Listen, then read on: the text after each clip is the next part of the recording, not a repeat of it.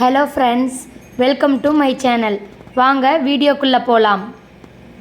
Hello friends, welcome to my channel. இன்றைக்கி நம்ம என்ன வீடியோ பார்க்க போகிறோம் அப்படின்னா, ஒரு பிரேக்ஃபாஸ்ட்டுக்கோ டின்னருக்கோ ஈஸியாக செய்கிற மாதிரி நான் மெனு தான் சொல்ல போகிறேன். அது என்னன்னு பார்த்தீங்கன்னா, வீட்டில் மாவு இல்லை அப்படின்னா நம்ம அதுக்கான ஒரு பிரேக்ஃபாஸ்ட்டோ ஒரு டின்னரோ நான் ரெசிபி சொல்கிறேன்.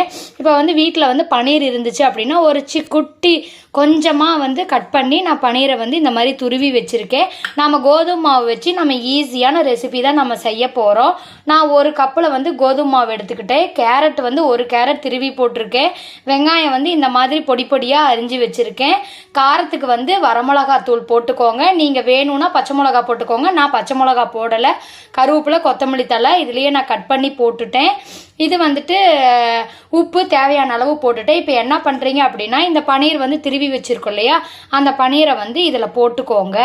போட்டுட்டு நம்ம இதை கொஞ்சமாக நம்ம தண்ணி விட்டு பிசைஞ்சிக்கலாம். தண்ணி கொஞ்சம் கொஞ்சமாக விட்டு நீங்கள் நல்லா பிசைஞ்சிக்கோங்க.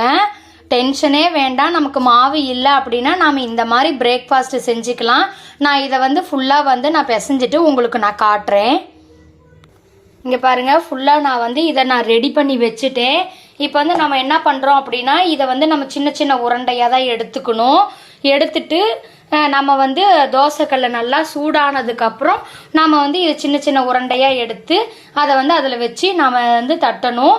இது இதில் நம்ம கேரட்டு பன்னீர் எல்லாம் போட்டிருக்கோம் இல்லையா. இப்போ டயட் இருக்கிறவங்க இதை ஈஸியாக நம்ம எடுத்துக்கலாம். இந்த ரெசிபி நம்ம எடுத்துக்கலாம்.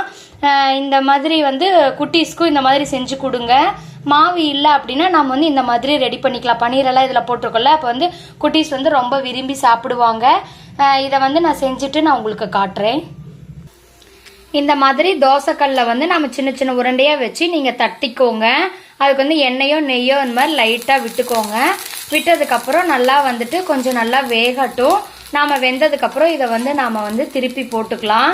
இந்த மாதிரி ஹெல்த்தியான ரெசிபி வேணும் அப்படின்னா என்னோடய வீடியோவை சப்ஸ்கிரைப் பண்ணி வச்சுக்கோங்க. நான் அப்பப்போ நான் குக்கிங் வீடியோவும் நான் போடுறேன். உங்களுக்கு பிடிச்சிருந்தா லைக் பண்ணுங்கள், ஷேர் பண்ணுங்கள், மறக்காமல் சப்ஸ்கிரைப் பண்ணுங்கள். நான் இதெல்லாமே செஞ்சுட்டு நான் உங்களுக்கு வீடியோவில் காட்டுறேன்.